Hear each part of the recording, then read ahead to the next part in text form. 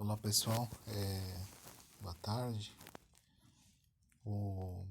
Aqui é o professor Rogério, vou fazer essa segunda sessão, né? Agora não mais focado exatamente nos textos, né? Como da última, mas na parte das aulas expositivas, né? Como eu tentei mostrar, são eixos que deveriam correr paralelos, né? Do curso. Então, eu revi aqui a partir da sinopse e destaquei algumas coisas que são realmente importantes, né? Eu acho que a primeira coisa importante de destacar dessas aulas expositivas que eu dei foi que eu tentei dar um trajeto, né, dessa história, né? Dessa história, especialmente grega, no caso, do desenvolvimento da epistemologia, né? Do desenvolvimento da concepção de ciência. Quando você vê lá na astronomia, que a gente viu no Exíodo, né? Na última, no último podcast aí que eu fiz no primeiro, como eles tinham noção, né? Da meteorologia, do período do ano, do clima que era propício para arar a terra, cultivar a terra e outros períodos mais propícios para a navegação, ou seja, para o comércio, né, desse material, fica claro que isso aí é um tipo de conhecimento já muito bem elaborado. Mas a cientificidade propriamente dita, né, grega, né, tal como se conhece, ela surgiu especialmente com os primeiros filósofos, né? Eu nem tratei disso no curso, nas aulas, mas vou aqui ressaltar. São chamados os filósofos pré-socráticos, né? Então, Tales, Anaximandro, Anaxímenes, Heráclito, Parmênides, Xenófanes, Demócrito. São diversos filósofos que foram os iniciadores, né, do pensamento ocidental. E esses filósofos eram especialmente fisiólogos, né, físicos. Tratavam dos elementos da natureza, da astronomia, explicações cosmológicas. E esse foi o início, né, do pensamento ocidental. Tratar desses primeiros princípios, né? Tratar desse início, né, de identificação de padrões na natureza. Então esse período chamado pré-socrático, né, que vai do século aproximadamente do século sétimo, sexto antes de Cristo até a época do Sócrates. Aí o Sócrates ele é um marco importante, né?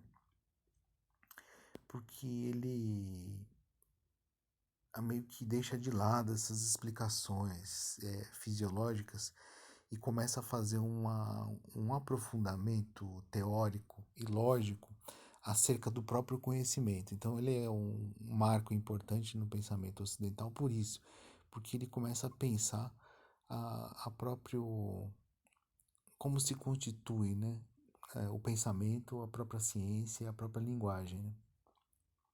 Então ele começa a debater com seus interlocutores. A gente só sabe do Sócrates a respeito de diálogos do Platão, de Xenofonte, de uma peça de teatro do Aristófanes. A gente sabe sobre o Sócrates de outros. Ele próprio não escreveu nada. Então, nesse retrato que a gente conhece, o Sócrates teria sido importante porque ele é o primeiro a ficar indagando as pessoas de modo mais profundo. Então, se alguém falava ali sobre a questão da beleza, o Sócrates, segundo esses relatos, né, do diálogo de Platão, em certos momentos perguntava, né, fazia uma petição de princípios, né, assim, mas vocês estão falando que tal fulana é bela e tal ciclana não, mas eu quero perguntar para vocês uma coisa antes, que vocês não se deram conta, digamos, né? O que é a beleza, né? O que seria a beleza? Antes de a gente começar um debate sobre um tema, é necessário estabelecer uma definição prévia, ainda que seja provisória, né? a respeito desse tema. A mesma coisa para a justiça, né? E assim o diálogo República do Platão começa, né? Sócrates conversando com Trasímaco, né? Sócrates conversando com Trasímaco a respeito da justiça. Sócrates ridicularizando, na verdade, Trasímaco, que era um sofista, né? Porque o Trasímaco dava explicações ridículas a respeito do que seria justiça, do tipo, justiça é dar a cada um aquilo que merece, justiça é favorecer os amigos e prejudicar os inimigos. Então, respostas que eram relativistas, né, que nunca poderiam alcançar um nível de universalidade, ou seja, uma justiça que fosse acima dos interesses particulares, né, e que pudesse, portanto, reger a cidade, né, a polis, as comunidades, as associações políticas. Então, Sócrates teve um papel importante nesse sentido, né, de ser o inovador, né, filosófico, de perguntar para as pessoas a respeito do que elas estavam falando, né, para que o desenvolvimento dessa conversa tivesse algum critério de verdade, né, de segurança, ou seja, não adianta a gente começar uma conversa a respeito de um tema e cada um de nós ter uma concepção diferente desse tema. Então Sócrates chama atenção por isso. Então ele foi um grande refutador, né? É isso que é chamado de elencos socrático, né? A capacidade de Sócrates de desmontar a argumentação das pessoas. Isso foi muito importante na história da ciência porque tornou a argumentação o foco, né? E tornou a argumentação cada vez mais consistente, né? Então ele é um inovador na filosofia nesse ponto. Outro ponto importante é que ele deixa de lado as coisas da física e dá ênfase às questões da ética. Então é uma mudança muito grande nesse aspecto da filosofia socrática, de trazer, né, para a discussão do comportamento humano, da ética e da política, portanto. Sócrates foi importante nisso. E aí a gente entra nesse ponto no Platão, né? O Platão, essa discussão a respeito da alma, né? Que também tem a ver com o personagem Sócrates, né? Sócrates era investigador também da natureza humana. Aí eu mencionei para vocês esse último capítulo da República, né? Que tem o mito de Er, né? Mito de Er, que é um soldado armênio, né? Soldado armênio que é dado como morto, mas ele, antes de ser cremado, ele ressuscita, entre aspas. E ele conta o que ele viu, né, nas esferas celestes. Daí lá ele conta que ele viu as filhas da necessidade, né, as deusas Láquesis, Cloto e Átropo. Láquesis é a que distribui o fio da vida, né? Cloto é a fiandeira que fia e Átropo é inflexível, né, que corta. Então, a natureza da alma seria imortal e essas deusas gerenciavam, né, esse trajeto cósmico das almas antes da encarnação. E o Platão, isso no final da República, e no diálogo, no mesmo diálogo, né, na República, e também no outro diálogo chamado Fedro, existe uma descrição, né, de três impulsos diferentes da alma, né? Então a alma teria três partes, né? Três partes diferentes. A parte apetitiva, né? Apetitíveis, uma parte irascível, intermediária, né? Timoides, e uma parte racional, que seria lógica, né? E a melhor ilustração, né, para isso é essa carta aqui do tarô, né?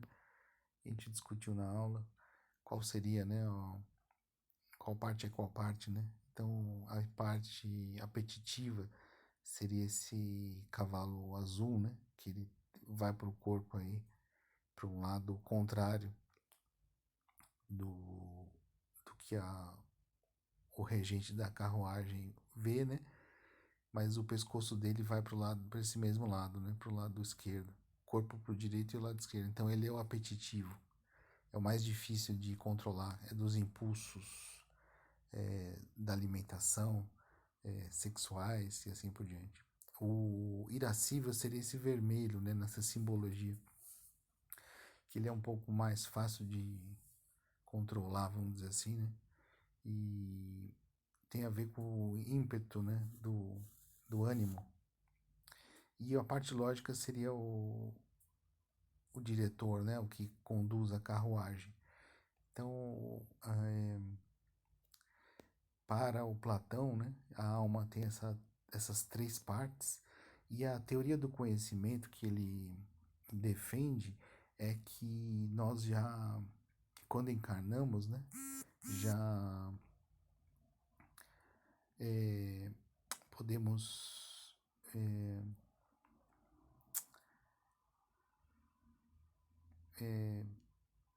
ter uma reminiscência, né?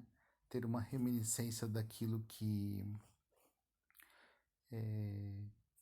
já vivemos em outras vidas. Então, a teoria do conhecimento de Platão tem a ver com essa anamnese, né? Essa anamnese, essa reminiscência, né? Então, é como se nós já conhecêssemos as coisas.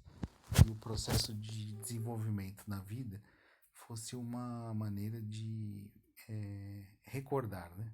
Recordar desses padrões que já sabemos e que esquecemos ao encarnar. Então a gente falou um pouco disso, dessa tripartição da alma, né? Vocês podem até usar essa sinopse aqui, eu achei que tá bem descrita, né, do que foi a aula. E então no Platão tem esse aspecto, né, da teoria do conhecimento dele não ser uma teoria embasada em alguma coisa assim que a gente considera hoje científica, mas numa ligação espiritual com vidas passadas, né? O que torna o Platão assim um filósofo importante, mas é meio que difícil de enquadrar na cientificidade moderna.